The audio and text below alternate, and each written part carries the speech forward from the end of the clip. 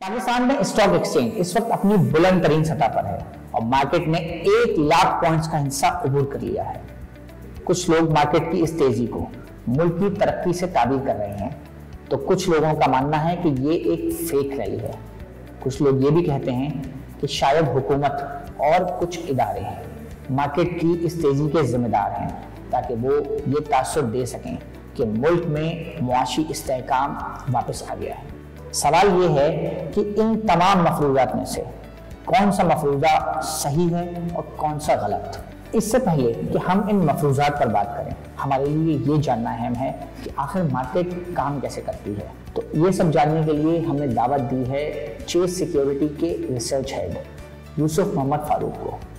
यूसुफ साहब, आपका बहुत बहुत शुक्रिया कि आपने हमें डॉन न्यूज़ के इस जूम में जो है वो ज्वाइन किया है। तो यूसुफ बताइएगा कि क्या मार्केट जो है वो बेसिकली काम जो है वो कैसे करती है। स्टॉक मार्केट एक मार्केट है जिसमें कंपनीज मिलती हैं। देखें, स्टॉक मार्केट का मेजर फंक्शन ये होता है कि जो कंपनीज हैं, जब उनको पैसे चाहिए वो अपने बिजनेस को बड़ा करने के लिए या कोई रिस्की प्रोजेक्ट करने के लिए, तो उनको वो पैसे मिल जाए। क्योंकि ये बड़े प्रोजेक्ट्स होते हैं और 1 2 3 इंडिविजुअल्स नहीं कर सकते हैं इनको, तो आप पब्लिक से पैसे रेज करते हो और बड़े प्रोजेक्ट्स करते हो। किसी कंपनी के टोटल 100 शेयर हैं और अगर आपने 3 शेयर खरीद लिए हैं तो अब आप उस कंपनी के 3% के मालिक हैं। अगर आप कंपनी के फर्ज करें कंपनी में 7 डायरेक्टर्स हैं और आप 15% खरीद लेते हैं कंपनी का, तो आप कंपनी के डायरेक्टर भी बन सकते हैं अगर कंपनी के 7 डायरेक्टर्स हैं। अच्छा, ये बताइएगा कि अगर 2000 से लेके अब तक का जायजा लिया जाए तो मार्केट में बहुत उतार चढ़ाव भी आया है। तो ऐसे में ये सवाल है कि लोग एक एक दिन में लाखों रुपए भी कमा लेते हैं, एक एक दिन में अरबों रुपए लोगों के डूब भी जाते हैं। तो क्या आम आदमी वाकई में इस सूरत हाल में मार्केट से कुछ कमाता है या नहीं? सन 2000 में ना इंडेक्स कोई 1500 पॉइंट्स के आसपास था।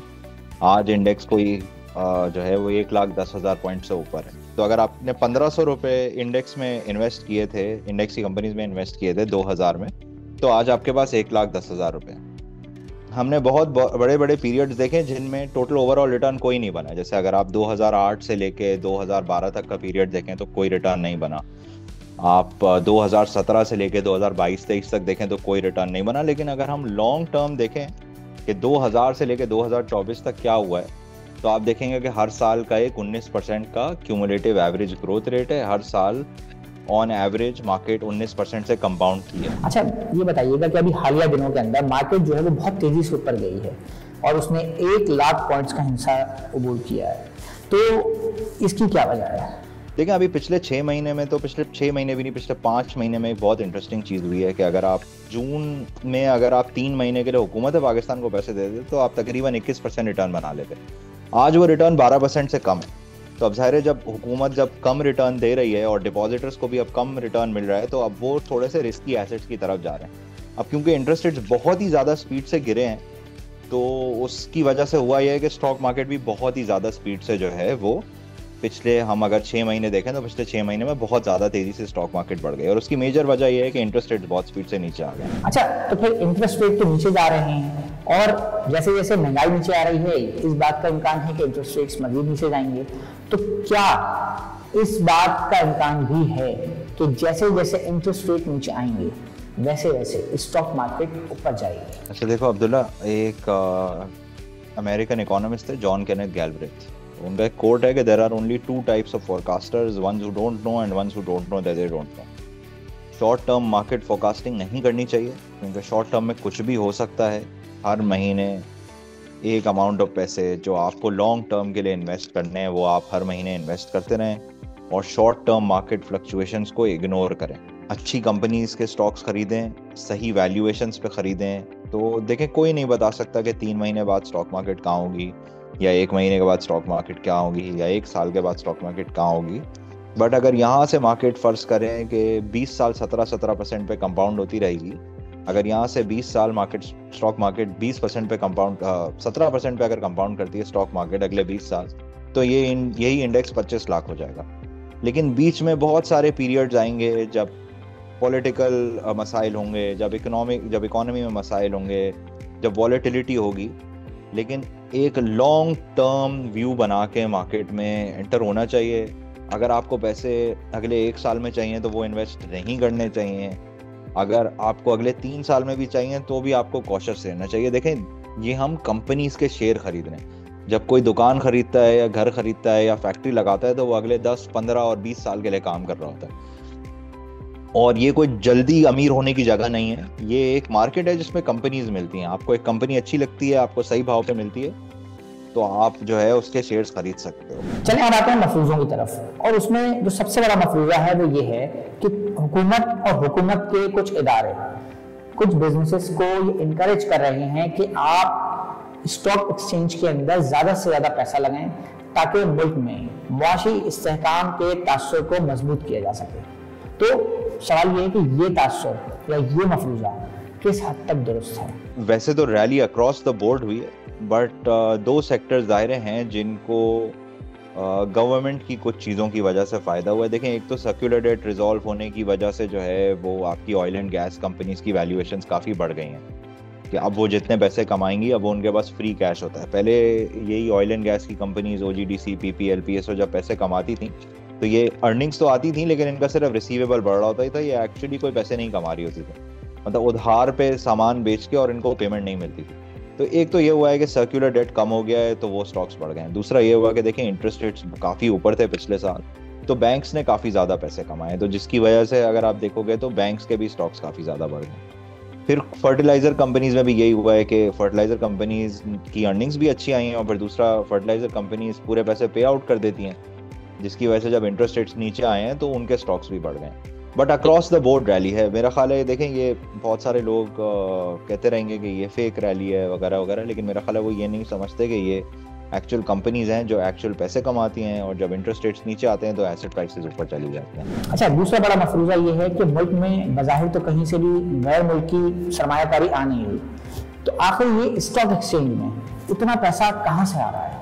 लेकिन स्टॉक मार्केट में तो पिछले 6 महीने में कोई खास फॉरेन इन्वेस्टमेंट नहीं हुई है। जिस वक्त पाकिस्तान में फॉरेन इन्वेस्टमेंट होती भी थी उस वक्त भी अगर हम देखेंगे और ट्रेड का डेटा अगर हम देखें तो देखें स्टॉक मार्केट में मेजरली लोकल इंडिविजुअल्स काम करते हैं, फिर उसके बाद एक छोटा हिस्सा म्यूचुअल फंड, इंश्योरेंस कंपनीज और बैंक्स का होता है, बट पाकिस्तान में मेजरली लोकल इंडिविजुअल्स जो हैं वो बल्क ऑफ द वॉल्यूम करते हैं। तो सही है, फॉरेन इन्वेस्टमेंट्स आने से कोई फायदा हो सकता है थोड़ा बहुत, बट मेजर काम लोकल्स ने करना है। सोशल मीडिया पर एक दावा ये भी किया जा रहा है कि मार्केट इस वक्त पॉइंट्स के लिहाज से तो रिकॉर्ड सतह पर है, मगर मार्केट में डॉलर के लिहाज से इस वक्त जितना पैसा इन्वेस्ट हुआ है वो रिकॉर्ड सतह पर बिल्कुल भी नहीं है। देखिए, मार्केट इस वक्त कोई बहुत खास ओवर वैल्यूड नहीं है, और इस वक्त मार्केट कैप टू जीडीपी कोई 13-13.5% के आसपास है।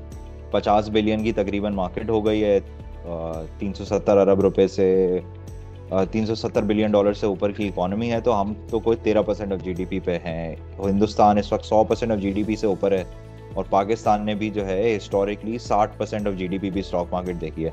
तो देखें, हमारी स्टॉक मार्केट तो बहुत छोटी है, और इन डॉलर टर्म्स है 2017 से अभी डॉलर टर्म्स में बहुत नीचे। 2017 में मार्केट 100 बिलियन डॉलर की हो गई थी।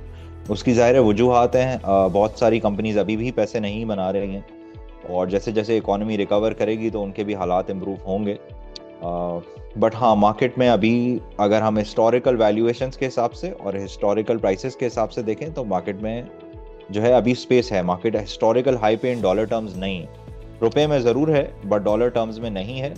और कंपनी ज़ाहिर है डॉलर में पैसे कमाती हैं, रुपया तो सिर्फ एक ट्रांजैक्शंस के लिए यूज़ हो रहा होता है, बट कंपनीज पैसे जनरली इन्फ्लेशन एडजस्टेड बनाती हैं और डॉलर्स में बनाती हैं। अच्छा, एक चीज़ ये भी है कि माजी में हमने देखा है कि जब भी इंटरेस्ट रेट नीचे आते थे, लोग अपना पैसा जो है वो बैंक से डाइवर्ट करते थे, तो उसमें हमने देखा है कि ज़्यादातर पैसा जो है वो प्रॉपर्टी की मार्केट में जो है वो आ जाता था, और प्रॉपर्टी के हमारे जो प्राइसेज हैं वो ऊपर चले जाते थे। अब हम देख रहे हैं कि उस मार्केट में उस तरह से तेज़ी नहीं आ रही है, और लोगों का ज़्यादा फोकस जो है इस वक्त स्टॉक मार्केट की तरफ है। तो क्या आप भी इस वजह से मुत्तफिक हैं? हाँ, इस वक्त ये भी हुआ है कि क्योंकि प्रॉपर्टी मार्केट भी काफ़ी स्लो है, और इस वक्त जो है वो ये एक एसेट सबको बहुत अच्छा नज़र आ रहा है जो ज़ाहिर है लिक्विड भी है। क्योंकि अगर देखें, अगर आप किसी घर में इन्वेस्ट करते हैं तो वो बहुत इलिक्विड इन्वेस्टमेंट होती है। स्टॉक्स का फ़ायदा एक बहुत बड़ा ये होता है कि स्टॉक्स की इन्वेस्टमेंट काफ़ी लिक्विड होती है, आपको जिस वक्त बेचना हो आप बेच के निकल सकते हैं। स्टॉक एक्सचेंज में लोगों के रुझान की बड़ी वजह हुकूमत की जानिब से स्टॉक एक्सचेंज के अकाउंट्स ऑनलाइन खुलवाने में आसानी को भी करार दिया जा रहा है। देखिए इंडिया में भी यही हुआ था। इंडिया में कोविड के वक्त जो है वो ऑनलाइन अकाउंट ओपनिंग स्टार्ट हुई थी, जिसके बाद इंडिया में भी जो है वो एक मेजर आसानी हो गई थी स्टॉक मार्केट में अकाउंट्स खोलने। पिछले महीने भी अगर आप देखें तो पिछले महीने कोई 10,000 अकाउंट्स जो है वो स्टॉक मार्केट में खुले थे, और अब कोई 4 लाख से ऊपर स्टॉक मार्केट में टोटल अकाउंट्स हो गए हैं। इसी की जगह अगर हम इंडिया में देखें तो इंडिया में 17 करोड़ स्टॉक मार्केट अकाउंट्स खुले हैं, और इंडिया में 2019 में जो है वो सिर्फ 19 मिलियन अकाउंट्स थे। 1 करोड़ 90 लाख अकाउंट से इंडिया में 17 करोड़ अकाउंट्स हो गए। हमारे यहाँ लास्ट ईयर 3.5 लाख अकाउंट थे, अभी 4 लाख 10,000 अकाउंट्स है। तो हमारे यहाँ भी आहिस्ता आहिस्ता इंटरेस्ट आ रहा है कि जो 10,000 अकाउंट्स हैं इसमें से 7-8 हज़ार अकाउंट्स जो हैं वो ऑनलाइन खुल रहे हैं।